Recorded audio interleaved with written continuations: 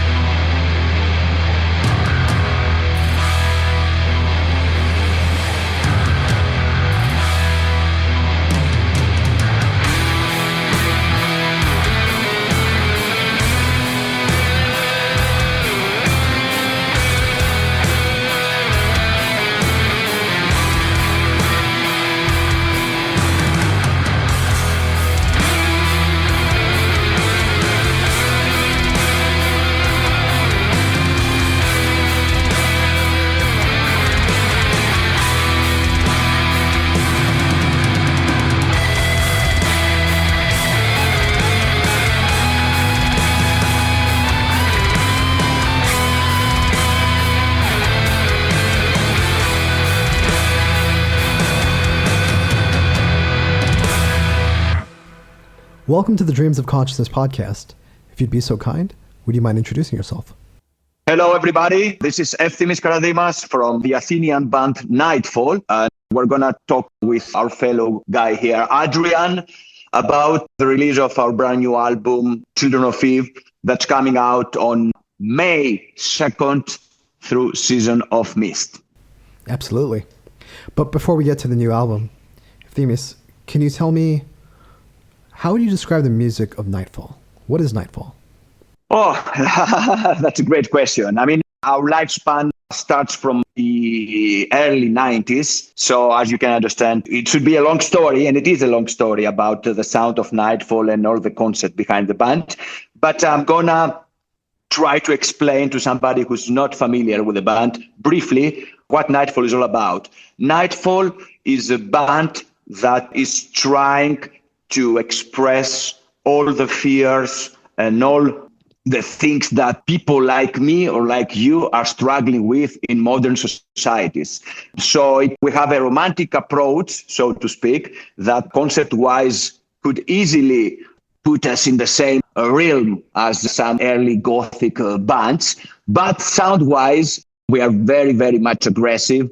So we have been labeled as a black metal band, as a death metal band, as a blackened death metal band. Generally, we serve the extreme genre of heavy metal. Each release of ours, and we're talking about 11 with the later album, has a different approach, and it is based on the absolute freedom of creation, of how to say, I'm going to put it the other way around. Sorry, excuse your listeners about this long explanation, but what we were trying to do is not to release identical albums, not to be, a commodity producing vehicle, so to speak. So our career is being pretty much unorthodox. We have albums that they sound the way we wanted to sound at the particular time we record these albums. And we're not trying, to mimic a certain style or to stuck, to a certain sound throughout our career. It's similar. I can do an analogy like a painter who's painting, different things each time, but the essential element that characterize his style are always there. The same goes with Nightfall. We have some characteristic riffs, some characteristic arrangements. Our lyrics are most of the times, as told you earlier, about our inner fears and our struggles. And yet, each time we do surprise our fans with the newer direction we're gonna follow. So I would ask, anybody who's into the metal music to spend some time, some spare time and get into the Nightfall world. There are a lot of things that he or she can find there. The journey is long. We're talking about 30 years so far. We're not a band that puts all its energy onto the commercial side of things, but rather onto the artistic. So, yeah, that's all pretty much. I could, talk hours about what we're doing and what we're not doing.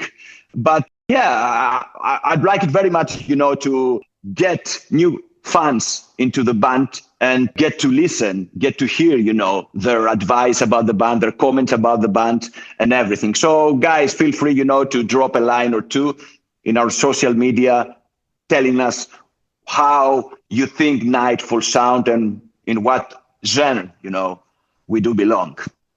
I think people who listen to this podcast will be familiar with other Greek bands like Rotten Trice and Septic Flesh.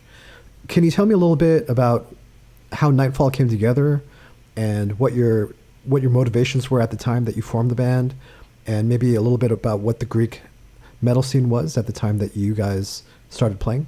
Yeah, back then in the late 80s, early 90s, the metal scene in Greece was more onto the classic heavy metal, let's say, style, with most of the musicians here to try to mimic, to imitate, their idols like Ozzy Osbourne, Dio, or Michael Kiske from Halloween, stuff like that. There was no extreme genre, there was no extreme part. It was only heavy metal.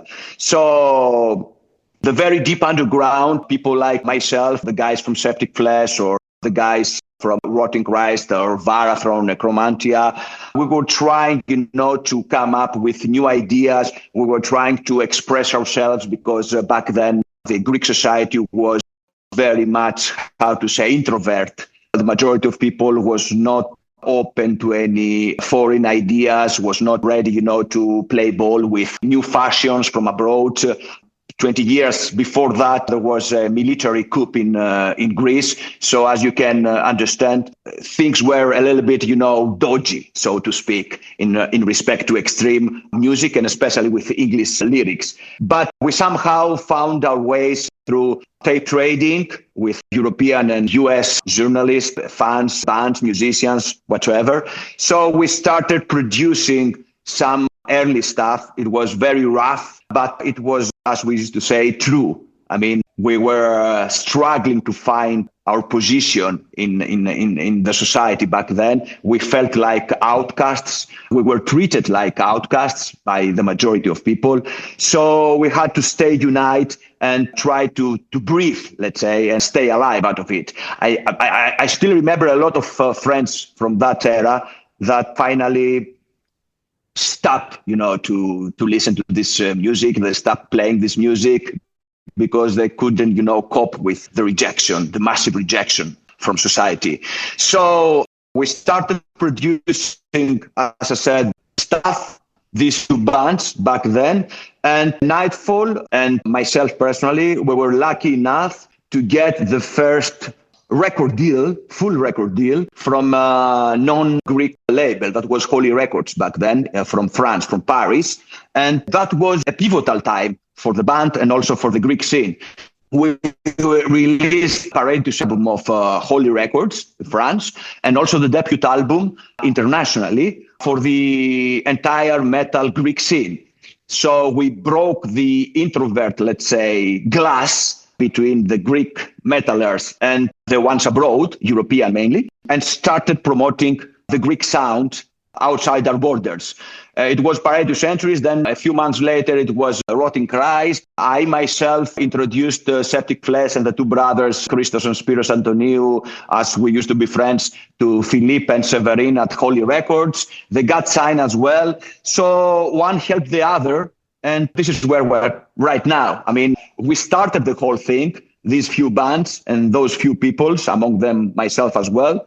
And we are very, very, very, very much, how to say, into the Greek metal scene. I mean, we feel like we are a family, and whatever we do comes, the intention and how we stand, how we treat things, we cope with things, has to do with those days of the underground, that spirit of the underground, we used to say. The Greek scene is still small. We don't have record labels here that they can financially promote or support the scene. So we find distribution and financial support and networking and everything from abroad, and mainly from French labels and German labels that, especially the former, are very close mentality-wise to us, the Greeks. So we have a combination of doing business, but at the same time, we enjoy art. We don't care about commercial failure. We don't give a shit about if an album does not become a very big commercial success, as long as it is true to us. I mean, we have put our soul in there.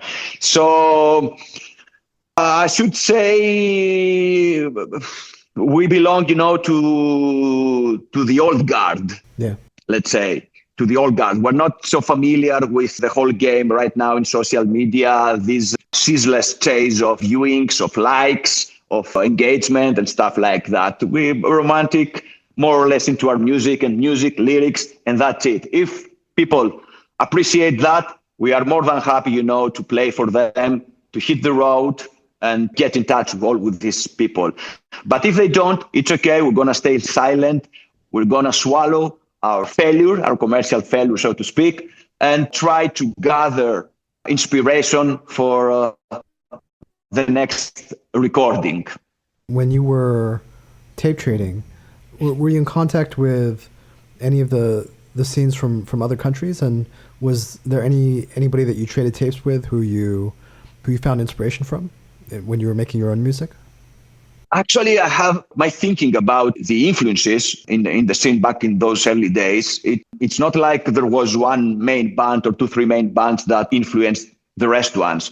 I consider those days as a collective, let's say, effort of bands and artists, mainly amateur artists from different scenes, from different areas, from different countries, that one so more or less, influenced the other. So we were all in this together. We started together and we tried to share our ideas either through tape trading or by writing, in a simple mail. Like, for example, I remember back then we were trying with the guys from Septic Flesh to produce a heavier guitar sound. And we were trying stuff like putting the rhythm guitar in the bass amplifier for lower tone, or we tried, to tune the guitars in funny tunings. We did stuff like that. So one influenced the other, and that goes, for the entire scene. I mean, I recall in the second album of Paradise Lost, for example, there were a lot of new wave, post-punk, and dark wave influences in the lead guitar. And I had the same taste back then with the UK guys because I was a lot into Bauhaus and Christian Death and Sisters of Mercy, of course. And I feel like there was no a sole source of inspiration back then for all of us. It was, a wide spectrum of little and bigger things that could, interact with each musician. We were young back then, so we exchanged, all our ideas and all our thoughts like we do with a buddy of ours, no matter if he was or she was, from abroad. I still remember, now we're talking about those days. 2 days ago, Dark Tranquillity played in Athens. And I still have, the first demo of these guys. That's awesome. Yeah, where we were exchanging ideas about the bass guitar lines back then, because my main instrument was bass. And I used to play a lot of things in bass guitar, but the bass player of Dark Tranquillity back then was playing much, much more. He was playing like, 16ths, like the rhythm guitars. Yeah. And I found that very interesting, though not my cup of tea. But I remember I was talking, with, I think it was a singer who we were in touch with. And we were talking about this approach. I was more into heavier bass, with melodies, with some fifths and thirds. But yeah, I remember, the Swedes, they were playing really fast, those lines. So those were the pure years, not great expectations, just to play music and exchange our concerns and our dreams and our fears, back then. Really, no, I mean, those times were really great. I wouldn't like, to pass through them again, let's say, because they were difficult. Yeah. But they're really nice, to recollect your memories from those days, really.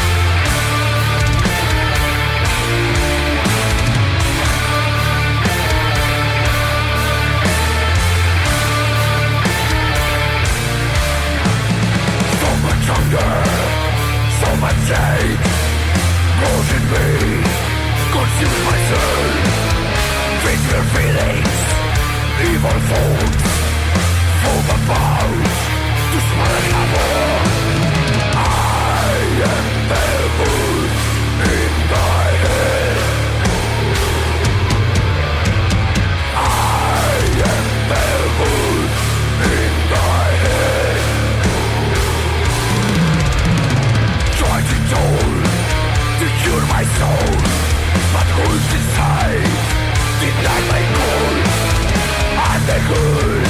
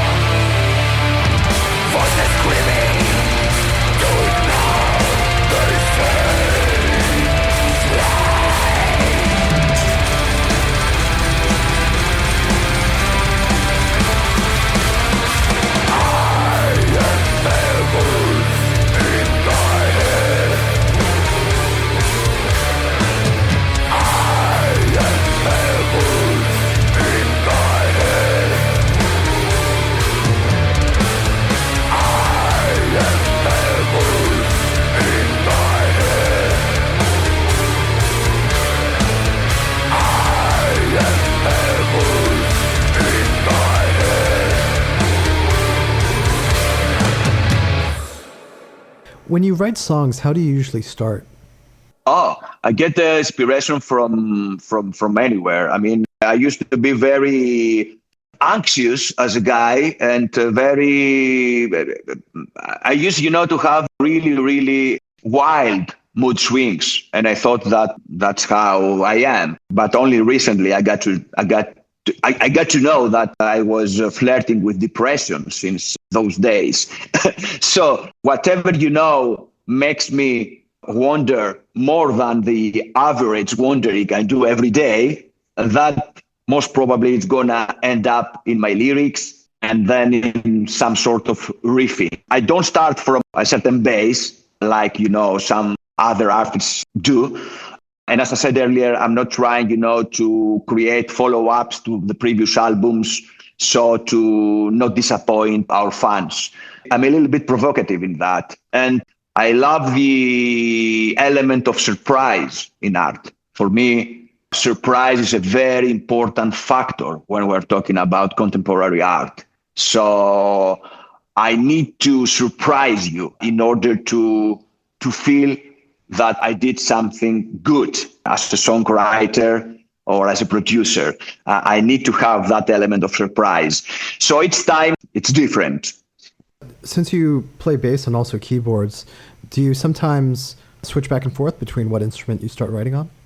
I compose everything in Flying V Gibson I have, and it's spontaneous what I do. I just grab the guitar and start playing, and I have my mobile phone or some really amateur, mean of recording to write down what comes to my mind. And after that, after I feel that I have enough material like that, I start, put one riff after the other and start build up the song. And I do a lot of work on paper. And then I go to a proper studio and I start the pre-production. I'm preparing the demo with some really elementary drums and bass lines and some vocals. And as soon as I have something which is solid, or I feel that it has potential, then I share it with my bandmates and I welcome everybody. Actually, I demand from everybody his or her input. It's very important to have every member involved in the creative process. And even if they don't, offer a new riff or something that has to do with the music per se, the fact that they're going to challenge the ideas we have to discuss and the way we're going to, support this challenge, make this argument about these ideas makes us, feel more confident about the final outcome. So unlike many other bands in our days, I don't like, to use hired guns or musicians that are going to play what I tell them to do. So I love, how to go the all-time classic, process of songwriting or composing and arranging and producing an album. So it has to be a collective work. And I'm very glad that I have successfully made that with all Nightfall releases so far, despite the different members in some different seasons. All the time, it is a collective work. When you say that you put things down on paper, do you mean literally writing tablatures of the guitar lines? Tablatures, but in my own language. Okay, all right. I understand. If you know what I mean. Yeah, it's something that I do understand all. It's like a code, not because I'm a smart ass to have a code, but because I don't have, the theoretical background in music. I started playing music because I felt that was the best way, to express the anger and the aggression back then. And I didn't have any theoretical background from any, classical music or whatever. Yeah, I understand. The demos that you share with your bandmates, do you record those in a DAW like Pro Tools or something like that? Yes. Okay. So, as you mentioned, a few days from our conversation, Nightfall will be releasing a new album called Children of Eve through Season of Mist Records. Yeah. When did you start working on this album? When did you start working on the music? And when did you feel you had enough songs for a full album? Yeah, it was about 3 years ago. And we were about to tour. We wanted to tour to promote our previous album, At Night We Pray. We had a tour scheduled with a Swedish band, Draconian, that got postponed twice, and then the third time it got cancelled because of the pandemic. So I was too disappointed, and I started working on new material. The fact that our drummer has his own recording studio, the Deva Sounds, helped us a lot to work all the details in respect to this album, which means that we avoid entering the studio and stay there for 3 weeks or 4 weeks and finish everything in that certain period of time. We were taking it a little bit longer, and we took things, we record them, then we go through them for a few days, then we let them be there without touching them or listening to them for about 2-3 weeks, 1 month maybe, and then we go back to them, listen to them again, and see where the weak points are and try to correct or to change or reject entire songs sometimes. So it's a long process, but I think that after so many releases we have done, we know what we want, and we're not here, to make any discounts in what we want to record and what we want to release. And that means we need a lot of time in the studio. How do you compare this album to At Night We Pray, your previous album?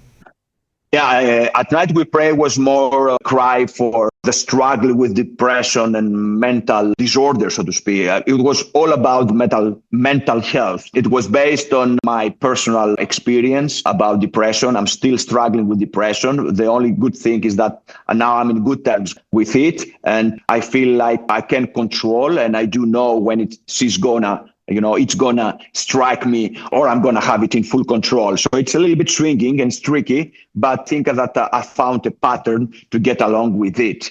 And that helped me a lot. The At Night We Pray album helped me a lot in that. And the Come Out I did, the way I explained things, I got a very positive feedback from people that got in touch with me, telling me that they are passing through the same phase in their life and they don't know what it's all about. They don't know how serious it is. I tried to fight the misconceptions back then about what depression is. It was a pandemic, and many fellows, many friends of me, they couldn't go out partying, they couldn't go out playing music live, whatever, and they felt down and they thought that they suffered by depression as well. So I had to explain them that no, this is not a depression. Feeling down, feeling moody, feeling blue. It's not a depression. We're talking about clinical thing.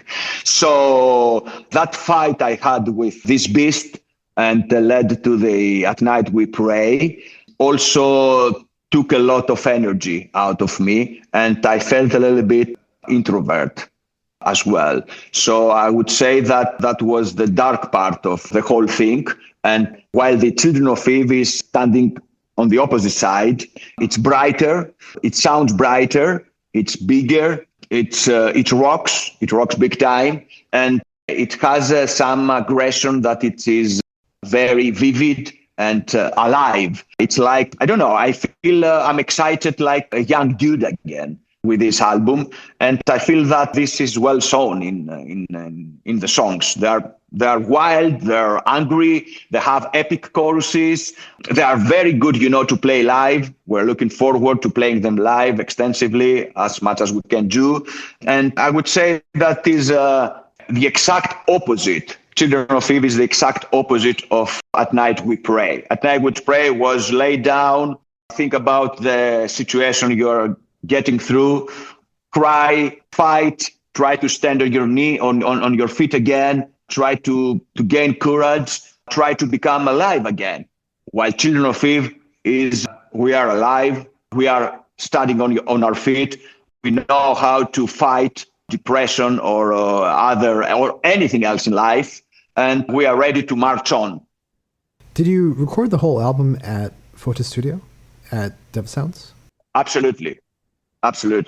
It's a privilege we have. I mean, we recorded, if you ask me when recordings actually started, I wouldn't have, any answer to give you, because as soon as we started the pre-production, there were some things that we kept them intact throughout the recording process, while some others, needed a lot of arrangements and rearrangements and efforts again, in order, to be as we wanted them to be. So yeah, it's a great privilege, to have your own studio. Yeah. Who handled the mixing and the mastering of the album? Jacob Hansen. He's the master. I mean, he's amazing. He offered one of his greatest works, to us, and we are very, very, very, very satisfied with his magic touch. I mean, he did a brilliant work. He did his best to make that distinction between the wild, aggressive, furious riffing and then the epic chorus. So he played really great, really nice with the frequencies and everything in respect, to the technical side of things. I absolutely love the outcome, and he's being part of the team. Absolutely. What did you want him to bring to the sound of Nightfall? What did you want him to bring to the finished sound of the album?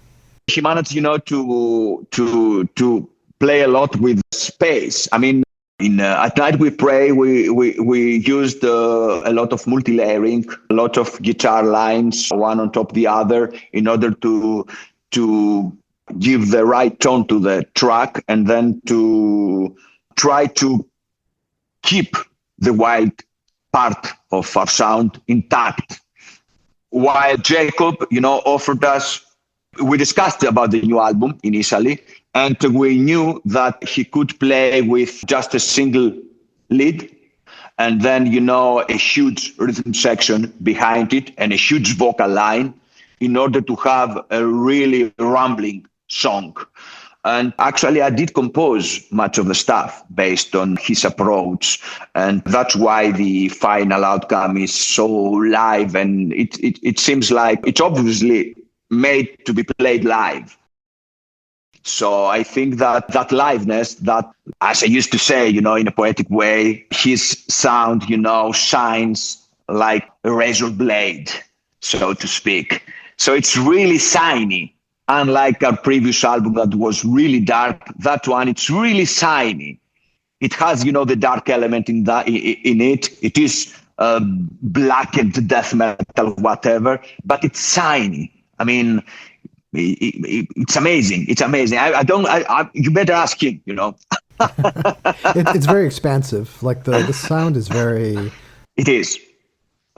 It is. My fellow Adrian, we've been absent from the stages for about 20 years, where because of my situation and my struggle, with all these psychological issues, I took a decision back at the early zeros to stop playing live gigs, live shows, and keep the band strictly as a studio act. So I wasn't into getting out there, meeting people, and it was really, really, really weird, in my mind back then. And I know the reason why.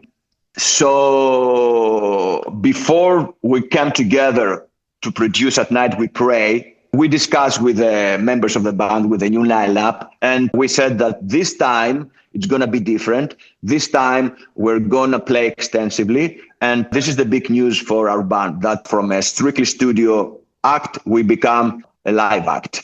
So this is very important step for us. And I think that Children of Eve is the best material for us to do so.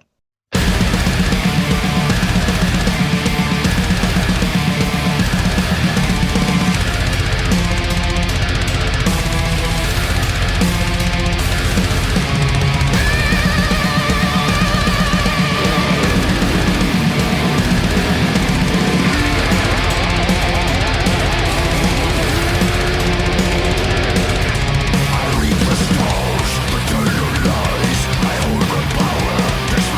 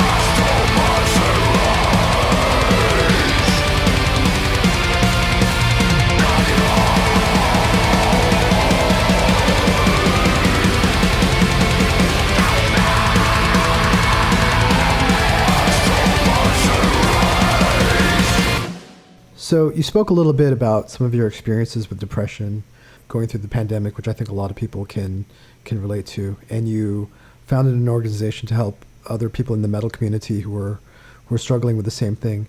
Can you tell me about Metal Music Against Depression? Yeah, it's a new initiative I came up with after I found out that I do suffer by depression some years ago.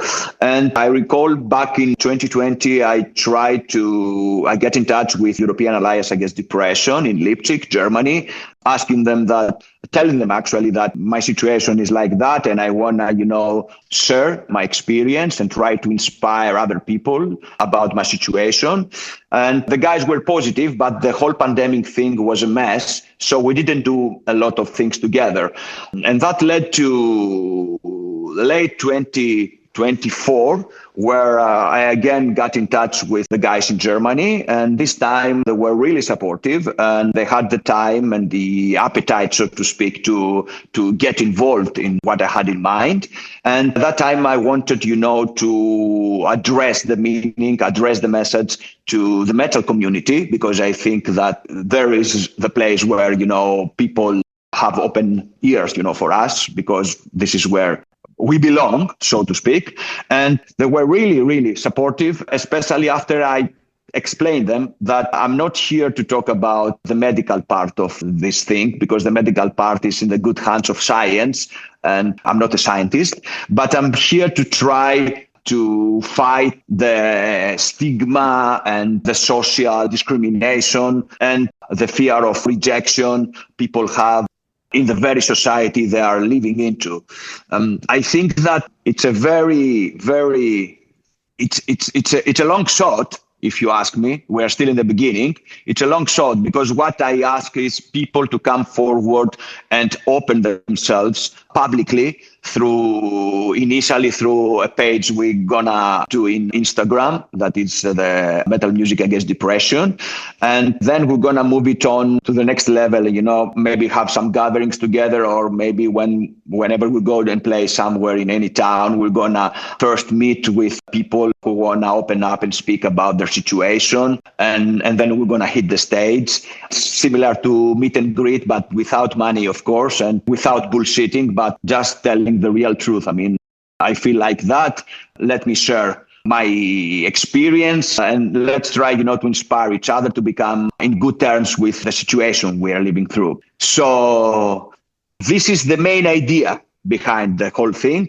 Adrian, I reckon there are a lot of people in the metal scene that are still stuck, behind the macho bad guy attitude, especially male, especially younger guys. They don't feel like there is any good reception for them and their problems to the society or to the friends.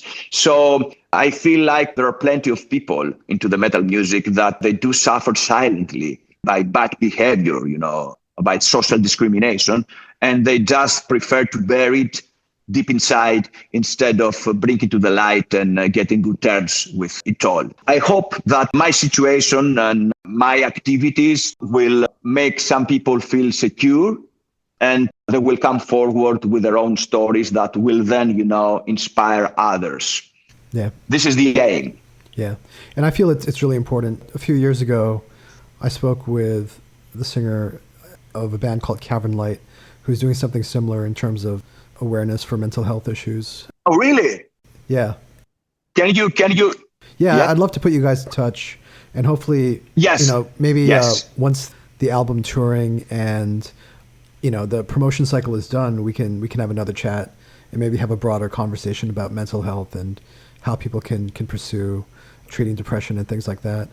I would like to ask though, for European Alliance Against Depression or Metal Music Against Depression, for people who get in touch, are there referrals to see web therapists or anything like that? Or somebody that people can talk to about their depression? This is the first thing I'm saying to everybody. I'm not a doctor. You have to see a doctor. You have to see a professional in order, to get to the next level, which it's to go, to be in good terms with your own self. What I'm trying to say is that there's no problem. You don't have to feel low. You don't have to feel small. You don't have to feel rejected. You don't have to feel isolated in your everyday life. in society with whoever people, you are around. Actually, we're fighting a part, of our processes, to fight also, the bullying, let's say, that these people, like me myself, have experienced from people that they either don't believe in psychological issues, they don't believe in getting involved with professional psychiatrists, about problem, and they just drown their sorrow into booze or drugs. Or most of the times, and it is very typical to the metal scene, most of the times people are loners. They read a lot. They are smart guys. I mean, really clever guys that they think they have the wrong impression that they are strong enough to get over it by themselves. And this is a big trap. This is the biggest trap, actually. 9 out of 10 times, I got to speak with people in the scene, Greek or abroad. They're telling me stuff. The first reaction is, yes, oh, yes, I know what you mean, but I'm getting well alone, I'm going to fight it alone. And when I ask, him or her, how are you going to do that? They're just saying that it's nothing special, or they just feel bad one day and the next day it's better. And they try, to minimize the impact of this disease in order, to feel relief. So it's not easy, for me to break down this fragile world they have built around their problem and convince them to go and seek for professional help. This is a very, very, very difficult thing for me. And this is maybe the biggest challenge, for this initiative. So European Alliance Against Depression has a site at eaad.net. Yes. And Metal Music Against Depression has a page on that site as well. Exactly. We asked them to do that in order, to be clear 100% that our initiative is fully backed by their institution. It's very important because there are a lot of charlatans out there, especially in social media, that they claim they know how to cure these sort of things, and they do more harm than good. So it was imperative for me to get the full support from an official organization.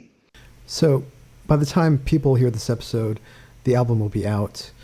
Do you guys have any plans as far as tours or festival appearances for the summer or maybe for the rest of the year? Right now, we are working on a possible tour. And what we're trying to do is catch up with the scene. As I said earlier, we've been absent from the stages for so long. So we have to find a very special pack for us to join and keep on playing. We have big plans about our stage performance, and I think that we're going to do well. I don't have dates right now, to share with you, but I'm pretty confident that we'll somehow, reach your town as well, and we'll have the pleasure to get to know each other, face to face. Very cool. So by the time people hear this episode or watch it on YouTube, Children of Eve will be out through Season of Mist Records. Exactly. Efthimis, please tell everyone how they can order the album. What's the best way to get it?